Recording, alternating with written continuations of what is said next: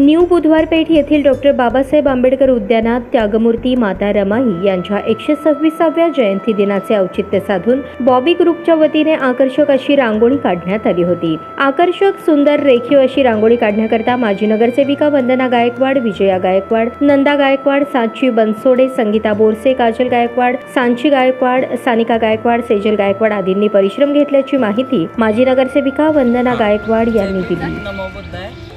आज त्यागमूर्ती माता रमाई यांच्या 126व्या जयंतीनिमित्त मी तमाम भारतवासियांना आणि सोलापूरवासियांना हार्दिक शुभेच्छा देते।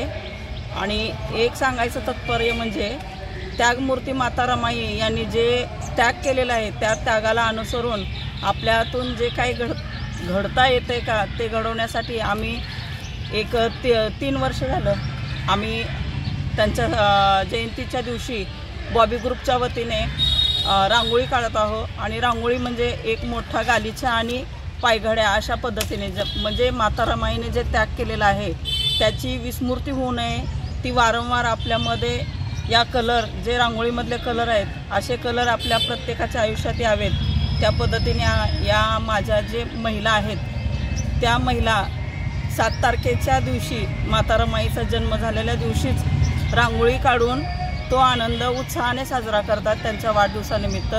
आणि बॉबी ग्रुपच्या वतीनं हा एक मोठा स्तुत्य उपक्रम चालू केलेला आहे।